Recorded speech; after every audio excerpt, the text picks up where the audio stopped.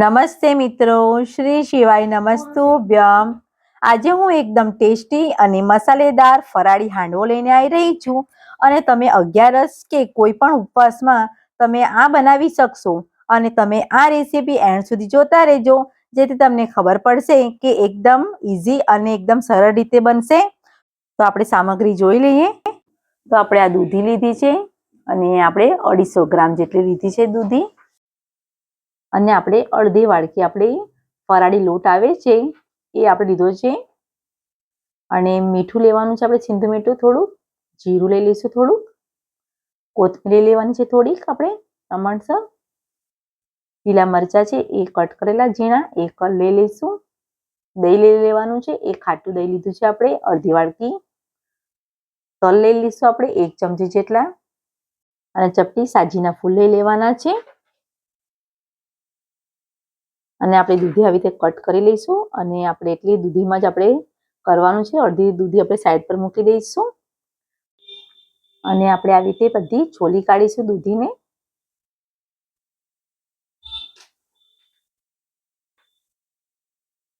તો આવી રીતે બધી કમ્પ્લીટ આપણે છોલી કાઢી નાખવાની છે.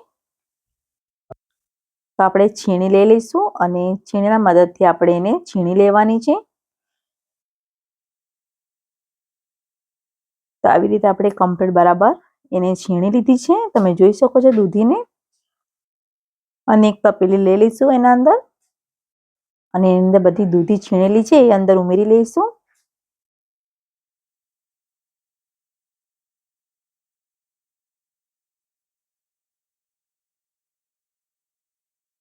અને એની અંદર આપણે લીલા મરચા એ ઉમેરી લઈશું.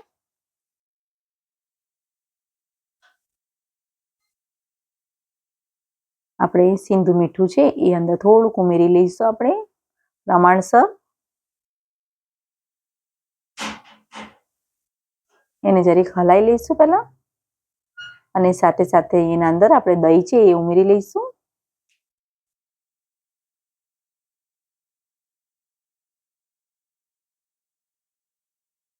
ને બરાબર આપણે કમ્પ્લીટ બધું મિક્સ કરી લેવાનું છે. તો આવી રીતે હલાવી લઈશું જરીક આપણે.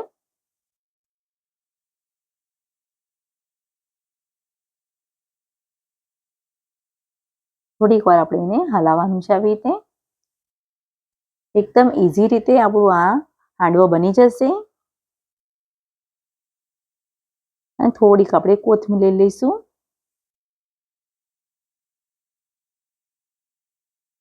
ફરાળી હાંડવામાં આપણે એને 5-6 કલાક માટે પલાળવાનું કશું છે નહીં. આની અંદર આપણે તરત જ આપણે 5 મિનિટમાં બની જાય એ ટાઈપે જ આપણે બનાવવાનું છે, જેથી ખાવામાં પણ ટેસ્ટી લાગશે અને બનાવવામાં પણ એકદમ ઈઝી.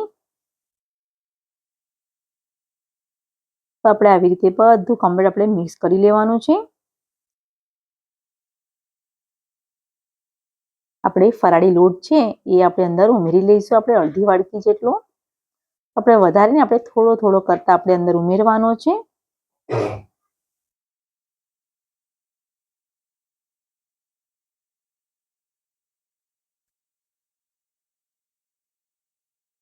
આવી રીતે થોડો થોડો કરતા જઈશું અને બરાબર આપણે કમ્પ્લીટ બધું મિક્સ કરી લેવાનું છે.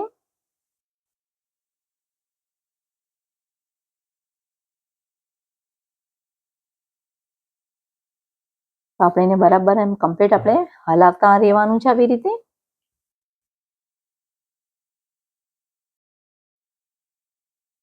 તો આવી રીતે કમ્પ્લીટ બરાબર આપણે હલાવતા રહીશું આવી રીતે.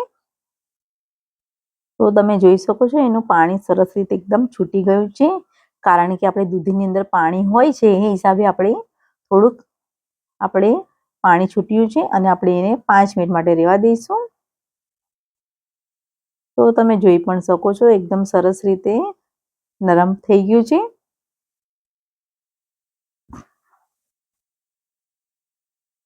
અને આપણે એને વાડકામાં થોડુંક પહેલા કાઢી લઈશું.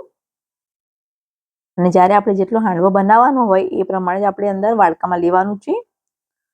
અને કઢાઈ મૂકી દેવાની છે આપણે નોનસ્ટિકની, અને એની અંદર આપણે તેલ ગરમ થવા દઈશું.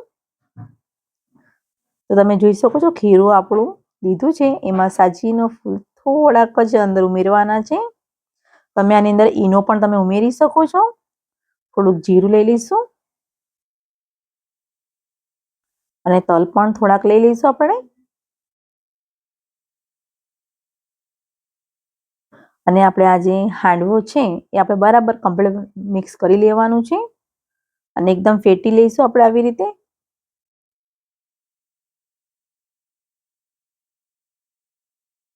જેથી એકદમ સોફ્ટ અને નરમ બને ખાવામાં.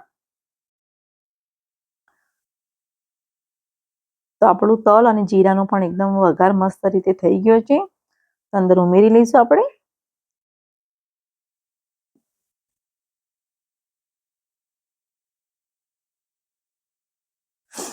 તો આપણો આ ફરાળી હાંડવો રેડી થઈ ગયો છે અને આપણે ચમચીના મદદથી જરીક ફેલાવી લઈશું.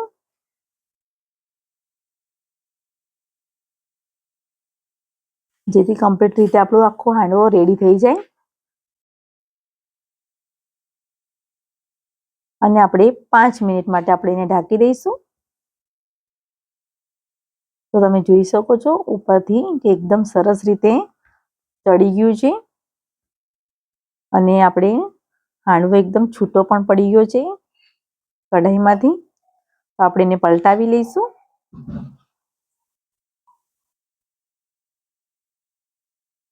અને પાછળ બી આપણે થવા દઈશું 2-5 મિનિટ.